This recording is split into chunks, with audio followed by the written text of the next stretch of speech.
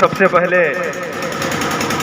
यहाँ पर उपस्थित तमाम व्यापारी बंधु, नौजवान साथी, पिता तुल्य किसानों तथा अपने खून और पसीने से सड़क और बड़ी बड़ी बिल्डिंगें बनाकर अमीरों को आराम देने वाले मजदूर साथियों, आप सबको हम तहे दिल से क्रांतिकारी सलाम पेश करते हैं। आज कांग्रेस पार्टी के बैनर तले विधानसभा तमकुही राज में चल रहे जन जागरण अभियान, जिसमें पैदल मार्च करके सभी कांग्रेस साथी आपको एक संदेश देना चाहते हैं। वो संदेश यह है कि आज से 7 साल पहले, 7.5 साल पहले 2014 में गुजरात की सरहदें तोड़कर एक तानाशाह इस देश की गद्दी पर बैठता है और किन जुमलों के साथ बैठा, वो आते ही कहता है कि किसान भाइयों, इस बार भारतीय जनता पार्टी की सरकार बना देना, मैं तुम्हारी आय दोगुनी कर दूंगा।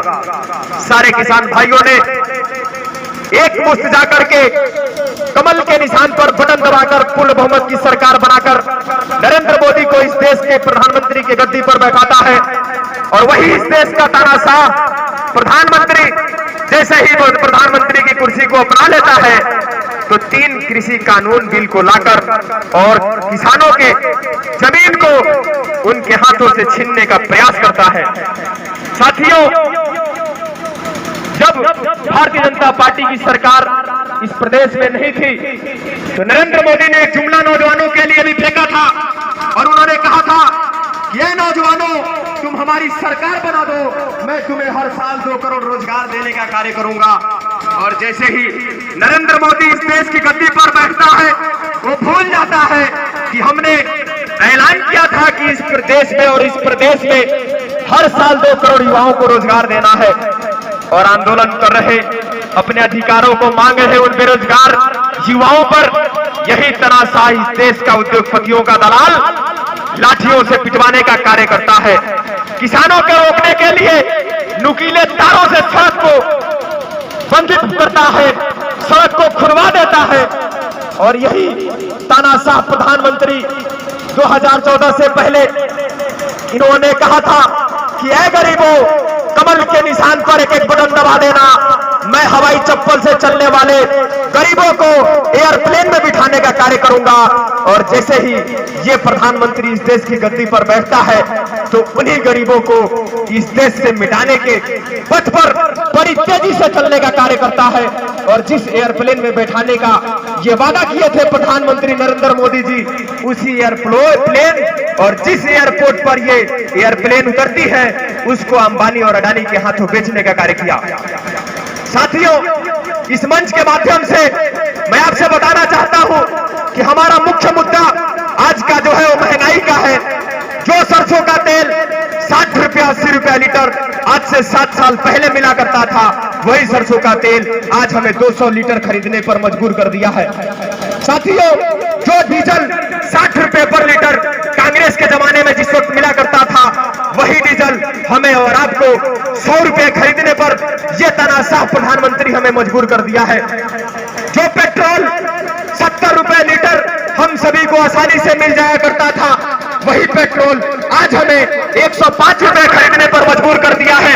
साथियों, जो रसोई गैस हम सबको 399 रुपए में 2014 से पहले या 2014 तक मिला करता था, वही रसोई गैस आज 1000 के पार पहुंचा दिया है।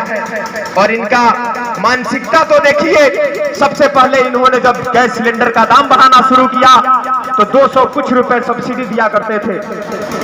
ये मैं उद्योगपतियों का दलाल क्यों कहता हूं? उद्योगपतियों का दलाल इसलिए कहता हूं कि ये अडानी और अंबानी जैसे राहुल गांधी कहा करते हैं कि ये सरकार भारतीय जनता पार्टी की सरकार नहीं है, ये सरकार हम दो और हमारे दो की सरकार है।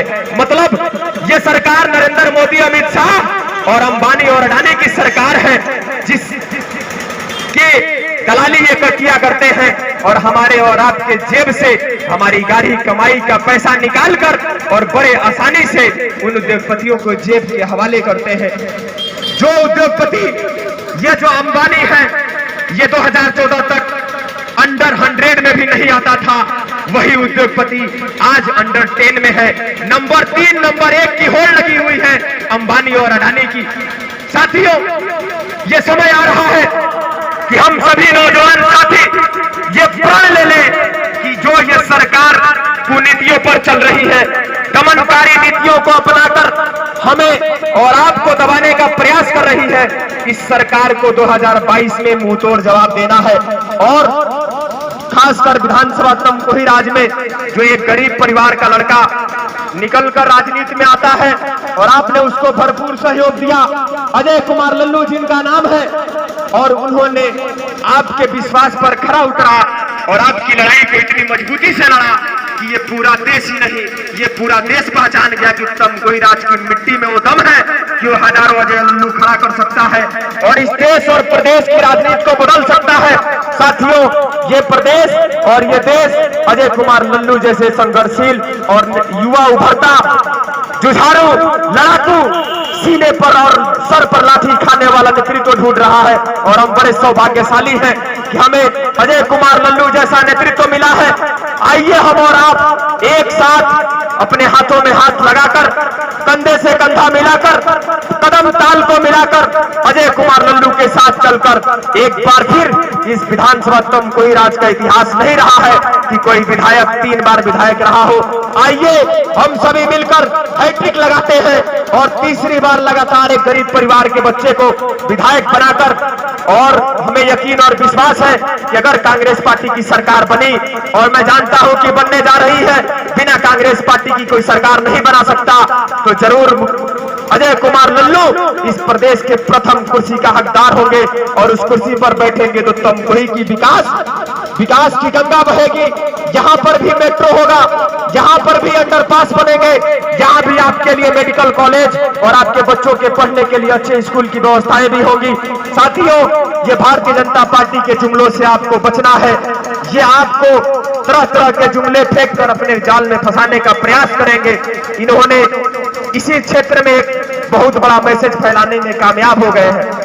साथियों, हम गरीब परिवार के बच्चे हैं, पिछड़े लोग हैं और हमारा नेतृत्वकर्ता भी एक पिछड़ा है, गरीब परिवार का बेटा है। और आज ही अखबार में आया था, जो साथी अखबार पढ़े होंगे, इस पूरे प्रदेश का सबसे गरीब विधायक अजय कुमार लल्लू है।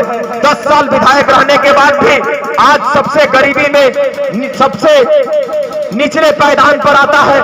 और सबसे अमीरों विधायक का जब आप लिस्ट निकालेंगे तो उसमें भारतीय जनता पार्टी के विधायकों का कतार लगा हुआ है। हमें भाजपा का सामना करना है, भाजपा से लड़ना है, हमें बिखरना नहीं है।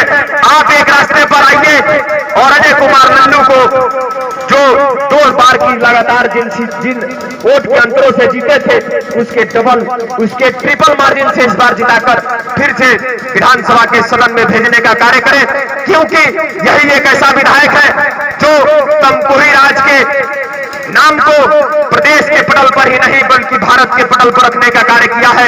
यही एक ऐसा विधायक है जो योगी आदित्यनाथ के क्रूरता और उसके दमनकारी नीतियों के खिलाफ उनकी आंखों में आंखें मिलाकर सवाल करने का कार्य करता है, उनके दमनकारी नीतियों के खिलाफ लड़ने का कार्य करता है। साथियों, मैं किसानों के जज्बे को सलाम करता हूं कि वो किसान जैसे उनके खिलाफ 3 कृषि कानून बनता है, तो उनके जज्बे को देखिए, उनके हिम्मत को देखिए। वो आकर दिल्ली सड़क को बंधक बनाते हैं, दिल्ली में संघर्ष करते हैं, 14 महीनों का संघर्ष, और एक ऐसे तानाशाह को उसको जो कहा करता था कि हमारा 56 इंच का सीना है, 1 इंच भी पीछे नहीं हटूंगा, उसको अपने कदमों में झुकाने पर मजबूर करने वाले किसानों के हिम्मत को सलाम, जिन्होंने 700 जवानों को, किसान बूढ़े नौजवानों को शहीद करके और इस प्रदेश और देश में एक नया इनकलाब पैदा किया है। साथियों, आइए हम और आप मिलकर एक बार फिर अजय कुमार लल्लू को तमकुही विधानसभा से विधायक बनाते हैं और ये प्रण ले लीजिए कि भारी अंतर से जिताना है।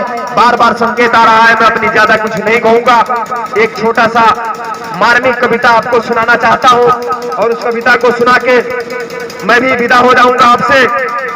साथियों, किसी ने लिखा है, वारे सियासत तेरे भी है क्या ही कहने, औलाद को पढ़ाने के लिए माँ ने रखे हैं गिरवी गहने। जो आज की सच्चाई है उसको आपसे रूबरू कराना चाहता हूं इस मार्मिक कविता के माध्यम से।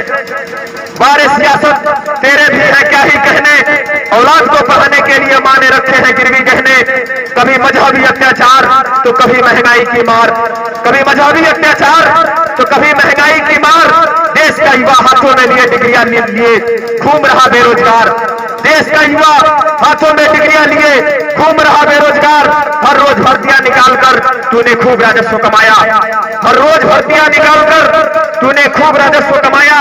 बहाली के नाम पर युवाओं को अदालत का चक्कर लगवाया, बहाली के नाम पर युवाओं को अदालत का चक्कर लगवाया। तुझे क्या खबर कि जब ये बगावत पर उतर जाएंगे, तुझे क्या खबर कि जब ये बगावत पर उतर जाएंगे, तेरे चेहरे की नकाब के साथ साथ तेरे कपड़े भी उतर जाएंगे, तेरे चेहरे की नकाब के साथ साथ तेरे कपड़े भी उतर जाएंगे। आओ दिखाए तुझे तेरे विकास की निशा, आओ दिखाए तुझे तेरे विकास की निशा। तुम्हारे आत्मनिर्भर भारत में सड़कों पर बैठा है मेरा किसान, सड़कों पर बैठा है मेरा किसान। जय हिंद, जय भारत, जय कांग्रेस। बहुत बहुत धन्यवाद।